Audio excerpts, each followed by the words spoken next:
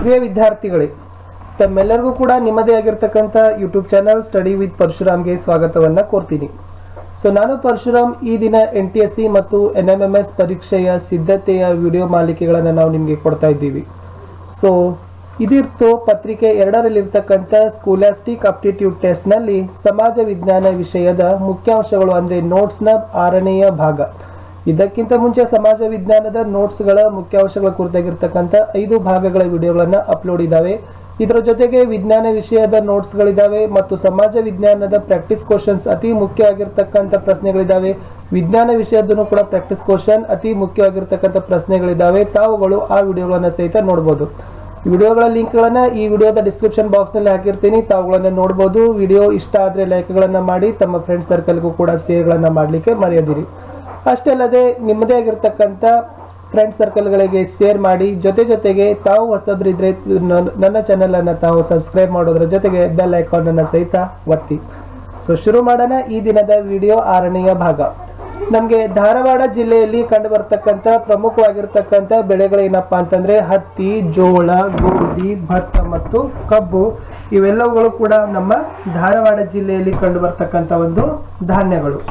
ಮುಂದೆ ಗದಗ ಜಿಲ್ಲೆ ಇದೆ. ಗದಗ ಜಿಲ್ಲೆಯನ್ನು ಸಹಿತ ಜೋಳ, ಗೋಧಿ, ಶೇಂಗಾ, ಹತ್ತಿ ಮತ್ತು ಕಬ್ಬು ಈ ತರನಾಗಿರ್ತಕ್ಕಂಥ ಧಾನ್ಯಗಳನ್ನ ನಾವೇನ್ ಮಾಡ್ಬೋದಪ್ಪ ಅಂತಂದ್ರೆ ಬೆಳಿಬಹುದು ಕಾಣ್ತಾವೆ ಆಯಾ ಜಿಲ್ಲೆಯಲ್ಲಿ ಇರ್ತಕ್ಕಂಥ ಇವು ಧಾನ್ಯಗಳು. ಮುಂದೆ ಕೊಪ್ಪಳ ಜಿಲ್ಲೆಯಲ್ಲಿ ಇರ್ತಕ್ಕಂಥ ಧಾನ್ಯಗಳು ಬಂದ್ಬಿಟ್ಟು ಭತ್ತ, ಹತ್ತಿ, ಸಜ್ಜೆ, ತೊಗರಿ, ಕಬ್ಬು ಮತ್ತು ಹೆಸರು.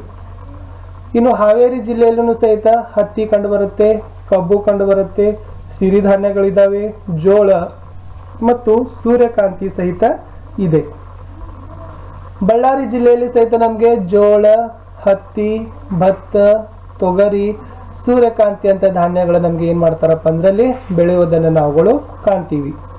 ಇನ್ನು ಶಿವಮೊಗ್ಗ ಜಿಲ್ಲೆಯಲ್ಲಿ ವಿಶೇಷವಾಗಿ ಇಲ್ಲಿ ಅಡಿಕೆ ಇದೆ, ರಾಗಿ, ತೆಂಗು, ಭತ್ತ ಮತ್ತು ವಾಣಿಜ್ಯ ಬೆಳೆಯಾಗಿರ್ತಕ್ಕಂಥ ಕಬ್ಬನ್ನ ಸಹಿತ ಏನ್ ಮಾಡ್ತಾರಪ್ಪ ಅಂದ್ರೆ ಶಿವಮೊಗ್ಗ ಜಿಲ್ಲೆಯಲ್ಲಿ ಹೇರಳವಾಗಿ ಬೆಳೀತಾರೆ. ಇನ್ನು ದಾವಣಗೆರೆ ಜಿಲ್ಲೆಯಲ್ಲಿಗೆ ಹೋದಾಗ ಅಲ್ಲಿನೂ ಕೂಡ ಹತ್ತಿ ಇದೆ, ಭತ್ತ, ಮುಸುಕಿನ ಜೋಳ, ರಾಗಿ ಮತ್ತು ಕಬ್ಬು ಈ ಬೆಳೆಗಳನ್ನ ಏನ್ ಮಾಡ್ತಾರಪ್ಪ ಅಂದ್ರೆ ಅಲ್ಲಿ ಬೆಳೀತಾರೆ.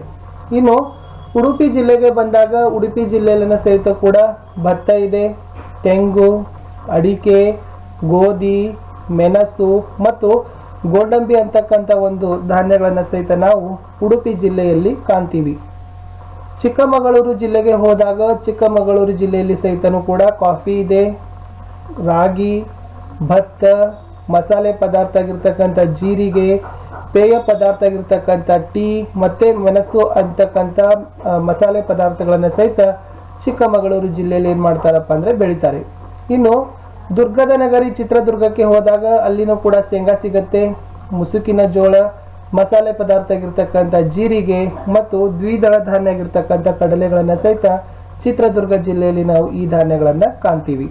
ಇನ್ನು ಮುಂದೆ ಸ್ವಲ್ಪ ಕರಾವಳಿ ಜಿಲ್ಲೆಯಾಗಿರ್ತಕ್ಕಂಥ ದಕ್ಷಿಣ ಕನ್ನಡಕ್ಕೆ ಹೋದಾಗ ಆ ದಕ್ಷಿಣ ಕನ್ನಡದಲ್ಲಿ ನಮಗೆ ಅಲ್ಲಿನೂ ಕೂಡ ಭತ್ತ ಇದೆ, ವಾಣಿಜ್ಯ ಬೆಳೆಗಿರ್ತಕ್ಕಂಥ ತೆಂಗಿದೆ, ಅಡಿಕೆ ಇದೆ, ಆಮೇಲೆ ಮಸಾಲೆ ಪದಾರ್ಥ ಆಗಿರ್ತಕ್ಕಂಥ ಮೆಣಸು ಇದೆ, ಗೋಡಂಬಿ ಮತ್ತು ಕೋಕೋ ಅಂತ ಪದಾರ್ಥಗಳನ್ನ ಸಹಿತ ದಕ್ಷಿಣ ಕನ್ನಡ ಜಿಲ್ಲೆಯಲ್ಲಿ ಏನ್ ಮಾಡ್ತಾರಪ್ಪ ಅಂದ್ರೆ ಬೆಳಿತಾರೆ. ಇನ್ನು ಹಾಸನಕ್ಕೆ ಹೋದಾಗ ಹಾಸನ ಜಿಲ್ಲೆಯೂ ಕೂಡ ಭತ್ತ ಇದೆ, ಹುರುಳಿ, ರಾಗಿ, ವಾಣಿಜ್ಯ ಬೆಳೆಗಳಾಗಿರ್ತಕ್ಕಂಥ ತಂಬಾಕು, ಕಾಫಿ ಮತ್ತು ಕಬ್ಬು ಈ ಧಾನ್ಯಗಳನ್ನ ಸಹಿತ ಏನ್ ಮಾಡ್ತಾರಪ್ಪ ಅಂದ್ರೆ ಹಾಸನ ಜಿಲ್ಲೆಯಲ್ಲಿ ಹೇರಳವಾಗಿ ಬೆಳಿತಾರೆ. ಇನ್ನು ತುಮಕೂರಿಗೆ ಹೋದಾಗ ತುಮಕೂರಿನಲ್ಲಿನೂ ಸಹಿತ ರಾಗಿ ಬೆಳಿತಾರೆ, ಶೇಂಗಾ, ತೆಂಗು, ಹೆಸರು ಕಾಳು, ಬಾಳೆ ಮತ್ತು ತೊಗರಿ.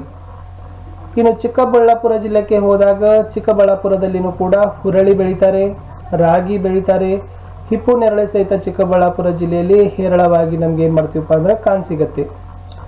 ಇನ್ನು ಕೊಡಗು ಜಿಲ್ಲೆಗೆ ಬಂದಾಗ ಕೊಡಗು ಜಿಲ್ಲೆಯಲ್ಲಿ ಸಹಿತ ನಮ್ಗೆ ಕಾಫಿ ಸಿಗತ್ತೆ, ಕಿತ್ತಳೆ, ರಬ್ಬರ್, ಆಮೇಲೆ ಮಸಾಲೆ ಪದಾರ್ಥ ಆಗಿರ್ತಕ್ಕಂಥ ಮೆಣಸು, ಧಾನ್ಯಗಳಾಗಿರ್ತಕ್ಕಂಥ ರಾಗಿ ಮತ್ತು ಭತ್ತ ನಮಗೆ ಕೊಡಗು ಜಿಲ್ಲೆಯಲ್ಲಿ ಏನ್ ಮಾಡ್ತಾರಪ್ಪ ಅಂದ್ರೆ ಸಿಗತ್ತೆ.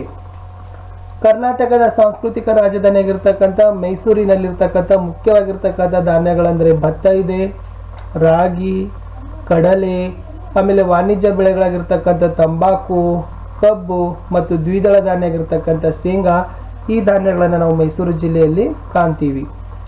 ಸಕ್ಕರೆ ನಾಡು ಮಂಡ್ಯಕ್ಕೆ ಹೋದಾಗ ಅಲ್ಲಿನೂ ಕೂಡ ವಿಶೇಷವಾಗಿ ಕಬ್ಬಿರುತ್ತೆ, ಭತ್ತ ಬೆಳೀತಾರೆ, ರಾಗಿ ಬೆಳೀತಾರೆ ಮತ್ತು ಹುರುಳಿ ಸಹಿತ ಏನು ಮಾಡ್ತಾರಪ್ಪ ಅಂದ್ರೆ ಮಂಡ್ಯ ಜಿಲ್ಲೆಯಲ್ಲಿ ಬೆಳೀತಾರೆ. ರಾಮನಗರ ಜಿಲ್ಲೆಗೆ ಹೋದಾಗ ರಾಮನಗರ ಜಿಲ್ಲೆಯಲ್ಲಿ ನಮಗೆ ಕಾಣ್ಬರ್ತಕ್ಕಂಥ ಧಾನ್ಯಗಳಂದರೆ ಅದು ರಾಗಿ ಇದೆ, ಹಿಪ್ಪು ನೇರಳೆ ಇದೆ, ಹುರುಳಿ ಇದೆ, ಅವರೆ ಇದೆ ಮತ್ತು ಮುಖ್ಯವಾಗಿರ್ತಕ್ಕಂಥ ಮಾವು ಸಹಿತ ಏನು ಮಾಡ್ತೀವಪ್ಪ ಅಂದ್ರೆ ನಾವು ರಾಮನಗರ ಜಿಲ್ಲೆಯಲ್ಲಿ ಕಾಣ್ತೀವಿ.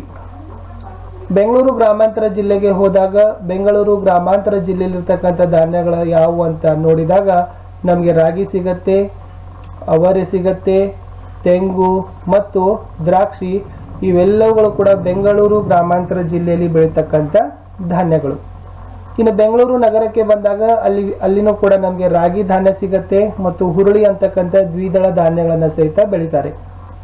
ಕೋಲಾರಕ್ಕೆ ಹೋಗೋಣ. ಚಿನ್ನದ ಗಣಿ ಕೋಲಾರ ಜಿಲ್ಲೆಯಲ್ಲಿ ನಮಗೆ ರಾಗಿ ಬೆಳೀತಾರೆ, ಹುರುಳಿ ಬೆಳೀತಾರೆ. ರೇಷ್ಮೆ ಉದ್ಯಮಕ್ಕೆ ಕಚ್ಚಾ ಪದಾರ್ಥ ಆಗಿರ್ತಕ್ಕಂಥ ಹಿಪ್ಪು ನೇರಳೆ ಸಹಿತ ಏನ್ ಮಾಡ್ತಾರಪ್ಪ ಅಂದ್ರೆ ಕೋಲಾರ ಜಿಲ್ಲೆಯಲ್ಲಿ ಬೆಳೀತಾರೆ.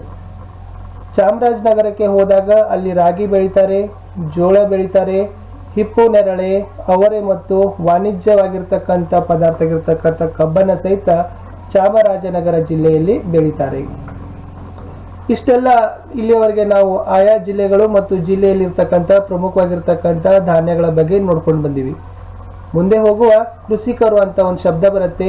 ಕೃಷಿ ಕಾರ್ಯಗಳಿಗೆ ಸಂಬಂಧಿಸಿದ ಕೆಲಸ ಮಾಡುವವರನ್ನ ಕೃಷಿಕರು ಅಂತ ಕರಿತೇವೆ. ಕೃಷಿ ಅಂತಂದ್ರೆ ವ್ಯವಸಾಯ. ಓಕೆ, ಹಾಗಾದ್ರೆ ಕೃಷಿಕರು ಅಂದ್ರೆ ಏನಪ್ಪಾ ಅಂದ್ರೆ ಕೃಷಿಯನ್ನ ಕೆಲಸ ಮಾಡ್ತಕ್ಕಂಥ ಒಂದು ಕಾರ್ಮಿಕರು ಇರ್ತಾರಲ್ಲ, ಜನ ಇರ್ತಾರಲ್ಲ, ಅವರನ್ನ ನಾವೇನಂತೀವಿ ಕೃಷಿಕರು ಅಂತ ಕರಿತೀವಿ. ಈ ಕೃಷಿಕರಲ್ಲಿನೂ ಕೂಡ 3 ವಿಧದ ಕೃಷಿಕರನ್ನಾಗಿ ವರ್ಗೀಕರಣವನ್ನ ಮಾಡಿದ್ದಾರೆ. ಸೊ ಮೊದಲನೇದಾಗಿ ಬಂದ್ಬಿಟ್ಟು ಕೃಷಿ ಕಾರ್ಮಿಕರು ಅಂತ ಕರಿತೀವಿ. ಎರಡನೇ ವರ್ಗೀಕರಣ ಇದೆ ಸಣ್ಣ ಕೃಷಿಕರು ಅಂತ ಇದೆ. ಮೂರನೆಯ ವರ್ಗೀಕರಣ ಇದೆ ದೊಡ್ಡ ಕೃಷಿಕರು ಅಂತ ಇದೆ. ಕೃಷಿ ಕಾರ್ಮಿಕರು, ಸಣ್ಣ ಕೃಷಿಕರು ಮತ್ತು ದೊಡ್ಡ ಕೃಷಿಕರು. ಇನ್ನು ಕೃಷಿ ಕಾರ್ಮಿಕರ ಅಂದ್ರೆ ಏನಪ್ಪಾ ಅಂತಂದ್ರೆ ಸೊ ಇವರಿಗೆ ತಮ್ಮದೇ ಆಗಿರ್ತಕ್ಕಂಥ ಸ್ವಂತ ಜಮೀನು ಇರೋದಿಲ್ಲ. ಇವರಿಗೆ ಸ್ವಂತ ಜಮೀನು ಇರೋದಿಲ್ಲ.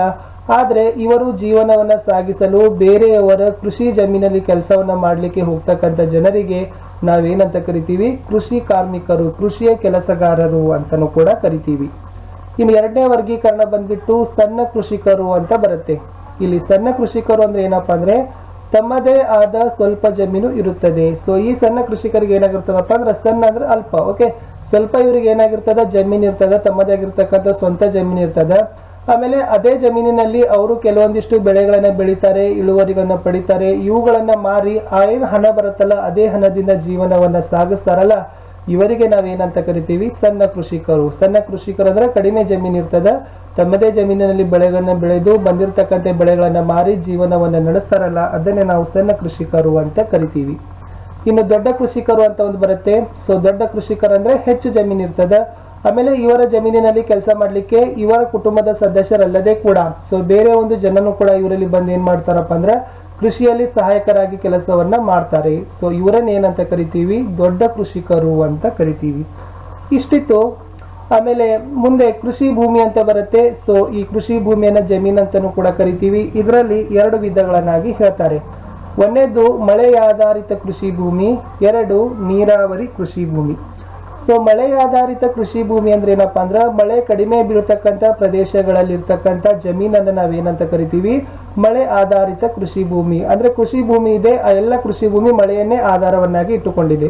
ಇಲ್ಲಿ ಕಡಿಮೆ ಮಳೆ ಬೀಳತಕ್ಕಂಥ ಪ್ರದೇಶವನ್ನೇ ನಾವೇನಂತ ಕರಿತೀವಿ ಮಳೆ ಆಧಾರಿತ ಕೃಷಿ ಭೂಮಿ ಅಂತ ಕರಿತೀವಿ. ಇದಕ್ಕಿರ್ತಕ್ಕಂಥ ಇನ್ನೊಂದು ಹೆಸರಿದೆ ಖುಷ್ಕಿ ಬೇಸಾಯ ಅಥವಾ ವನಭೂಮಿ ಬೇಸಾಯ ಅಂತಾನೂ ಕೂಡ ಕರೀತಾರೆ. ಇದನ್ನ ಖುಷ್ಕಿ ಅಥವಾ ವನಭೂಮಿ ಬೇಸಾಯ ಅಂತಾನೂ ಕೂಡ ಕರೀತಾರೆ ಮಳೆ ಆಧಾರಿತ ಕೃಷಿ ಭೂಮಿಯ ವ್ಯವಸಾಯಕ್ಕೆ. ಇನ್ನು ಎರಡನೇದು ನೀರಾವರಿ ಕೃಷಿ ಭೂಮಿ ಇದೆ.